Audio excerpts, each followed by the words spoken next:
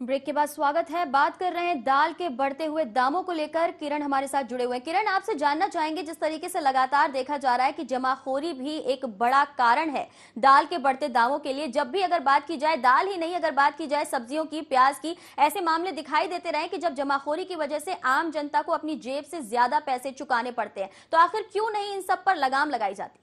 देखिए नाज़रीन, किसी समय में कहा जाता था कि दाल रोटी खाओ प्रभु के गुण गाओ। जी। नहीं, दाल और रोटी एक गरीब आदमी की थाली का भोजन माना जाता था। आज दाल एक लग्जरी भोजन हो गया है, जो गरीब की थाली में तो जिसका सवाल ही पैदा नहीं होता। और जहां तक इसका सवाल है कि जो छापे मारना चाहिए या कार्रवाई जमाखोरी के खिलाफ करना चाहिए, जब कीमतें आसमान छूने लगती हैं और जब बहुत सारा इस तरह का मामला खड़ा हो जाता है, कीमतें आम आदमी की पहुंच से बाहर हो जाती हैं, तब जाके सरकार कहीं नींद से जागती है। और बिल्कुल किरण, आपको यहाँ पर रोकना चाहूंगी कुछ वक्त के लिए। हमारे साथ सत्यनारायण शर्मा जुड़ गए हैं, कांग्रेस से विधायक हैं। स्वागत है आपका शर्मा जी।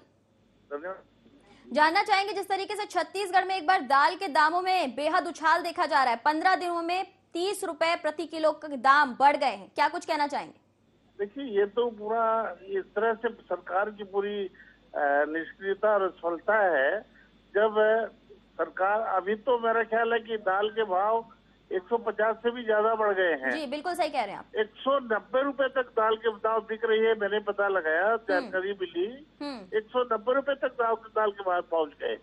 सरकार सोते रहती है, जो कार्रवाई जमाखोरों पर और मुनाफाखोरों पर जो कार्रवाई होनी चाहिए वो कार्रवाई करती नहीं। दाल के भाव नियंत्रित जब सर से बात निकल जाती है तभी सरकार जागने की कोशिश करती है। भारतीय जनता पार्टी की सरकार चाहे केंद्र में हो चाहे यहाँ हो, दो मुद्दों को लेकर के सरकार बनी। एक, मूल्यों में वृद्धि काफी हो गई, महंगाई को लेकर के बनी जी। दूसरी भ्रष्टाचार को लेकर बनी। दोनों मुद्दे आसमान को छू रहे हैं। भ्रष्टाचार पनप रहा है, महंगाई को नियंत्रण नहीं कर पाए। आप दाल की ही बात क्यों लें, आप डीजल पेट्रोल की बात भी लें। क्रूड ऑयल इतना सस्ता हो गया, उसके बावजूद भी उसके दाम कम नहीं किया है लोगों ने। तो कुछ इसकी नीयत ऐसी है, कुछ करना नहीं चाहते। हम ये कह रहे हैं कि समय रहते कार्रवाई क्यों नहीं करते, जमाखोरों को और मुनाफाखोरों को बढ़ावा क्यों दे रही सरकार। उसका नतीजा यह है कि आम आदमी पिस रहा है। आम आदमी का आर्थिक ढांचा बिगड़ गया, आर्थिक ढांचा, और आम आदमी एक तरह से महंगाई की मार से त्रस्त हो गया है। और उसके बाद सरकार। बिल्कुल शर्मा जी, आप हमारे साथ बने रहिए। इस वक्त फोन लाइन पर हमारे साथ सच्चिदानंद उपासने जुड़ गए हैं, प्रवक्ता हैं बीजेपी से। स्वागत है आपका कार्यक्रम में। जी जी धन्यवाद। जिस तरीके से देखा जा रहा है, एकाएक दाल की कीमतों में इजाफा हो गया है, दाल की कीमतें 150 के पार चली गई हैं। अगर बात की जाए 15 दिन में 30 रुपए प्रति किलो का इजाफा हुआ है, क्या कुछ कहना चाहेंगे? यहाँ पर अगर बात की जाए, ये विपक्ष इल्जाम लगा रहा है कि जमाखोरों को संरक्षण दिया जा रहा है और सरकार निष्क्रिय है। नहीं, ऐसी बात नहीं है। निश्चित रूप से दाल के दाम बढ़ना चिंता का विषय है, शासन के लिए भी है जी। और जिस प्रकार से उत्पादन हुआ है, उस उत्पादन के चलते जो है और मूल्यों में वृद्धि स्वाभाविक है। लेकिन शासन यदि जमाखोरी कर रहा है तो उसके खिलाफ भी शासन ने योजना बनाई है कि उन सबको, यदि किसी के पास माल अनैतिक रूप से, अवैध रूप से कोई जमाखोरी की गई तो उसको लाया जाएगा।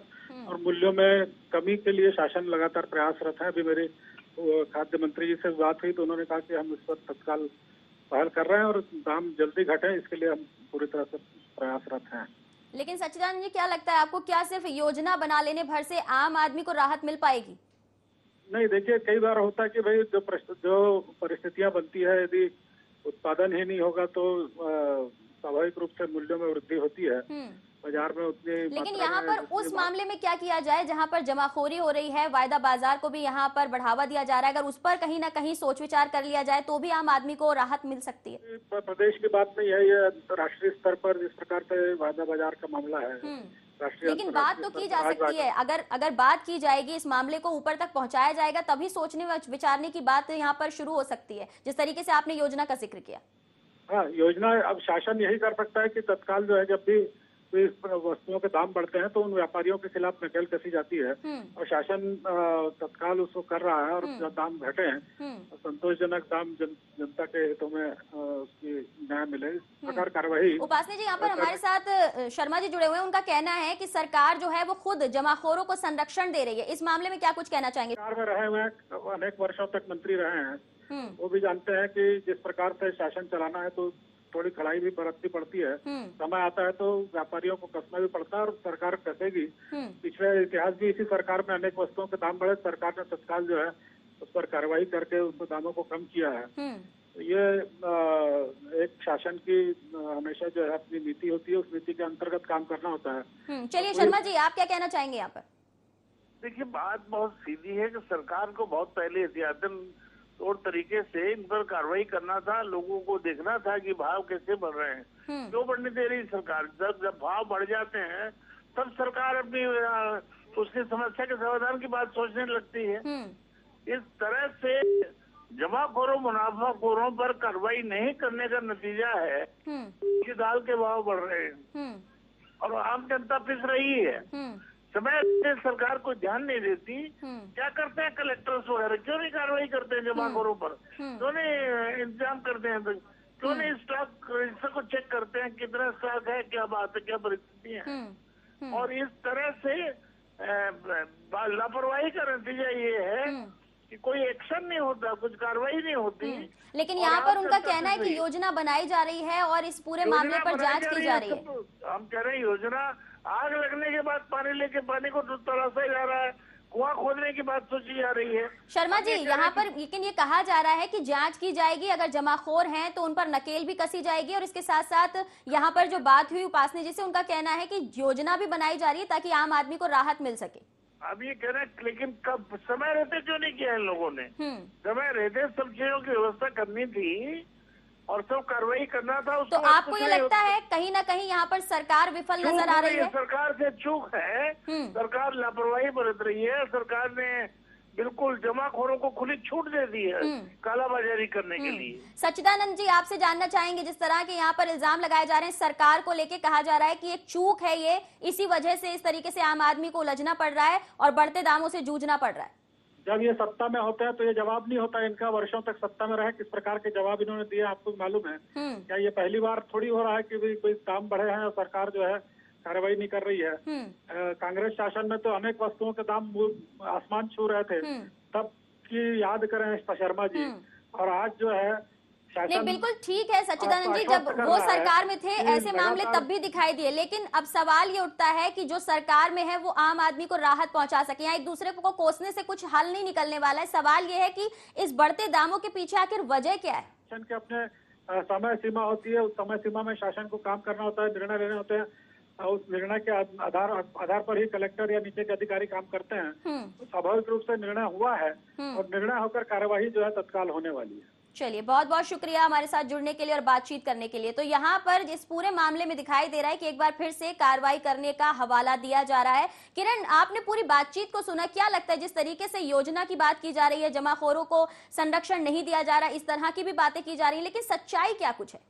देखिए, क्या होता है, किसी भी वस्तु की बाजार में उपलब्धता इस बात पे निर्भर करती है कि उसका उत्पादन और उसकी खपत का आकलन सही समय पे करके और उसमें यह सुनिश्चित किया जाए कि अगर कुछ कमी या इसमें होने वाली है तो उसका इंपोर्ट करना है या दूसरे राज्यों से लाना है, जो भी कार्रवाई की जाए वो समय पे की जाए, तब जाके मूल्य पे नियंत्रण होता है। अन्यथा जब समय मूल्य एकदम तेजी से बढ़ना शुरू हो जाते हैं और उसका वही बात की जब प्यास लगे तो कुआं खोदने वाली कार्रवाई की जाए, उस तरह की कार्रवाई होती है, इसलिए मूल्य नियंत्रण में नहीं आ पाती। सरकार को ये हमेशा सोचना चाहिए और उसके लिए पूरा एक विभाग काम करता है जो ये तय करता है, जो इस बात का अनुमान लगाता है कि उत्पादन कितना होगा और खपत कितनी होगी और उसके आधार पर किसी भी वस्तु की कितनी कमी या एक्सेस होगा। आपको याद होगा, प्याज किसी समय में प्याज ने बहुत आंसू रुलाए लोगों को और आज की स्थिति में वही प्याज जो खबर है 30 पैसे किलो में बेचने के लिए किसान को मजबूर होना पड़ा। ये सरकार की जो नीतियां हैं वो इस पर इस चीज के लिए जिम्मेदार है। जी ना जी, बिल्कुल। यहाँ पर एक ये भी बात यहाँ पर सामने आ रही है, अगर सूत्रों के मुताबिक बात की जाए कि सराफा का जो पैसा है वो भी दाल मार्केट में लग रहा है। कहीं ना कहीं इतने लंबे वक्त तक सराफा व्यापार जो प्रभावित हुआ है, उसके बाद ऐसी भी खबरें सुनने में आ रही है।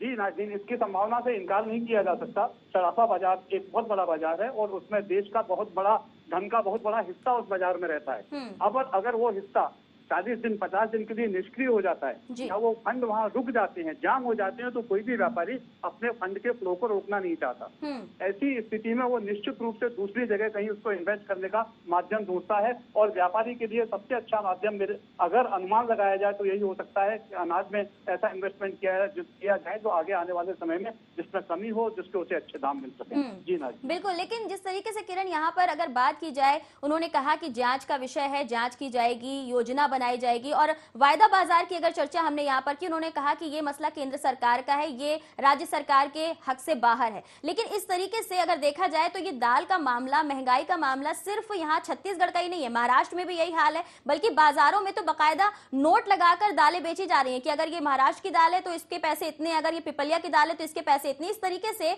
आम आदमी क्या कुछ करेगा?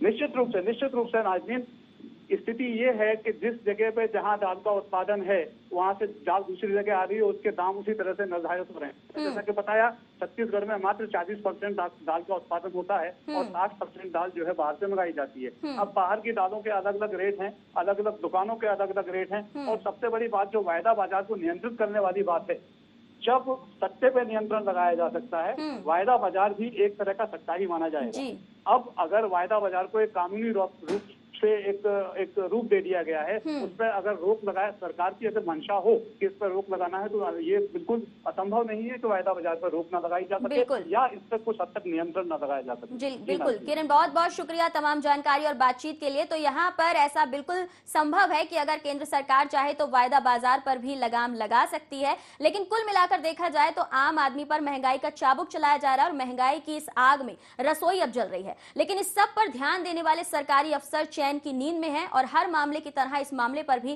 कार्रवाई की बात की जा रही है। लेकिन अब देखना होगा कि आम आदमी की थाली में दाल कब पहुंच पाएगी। IND स्पेशल में इतना ही। देखते रहिए IND 24।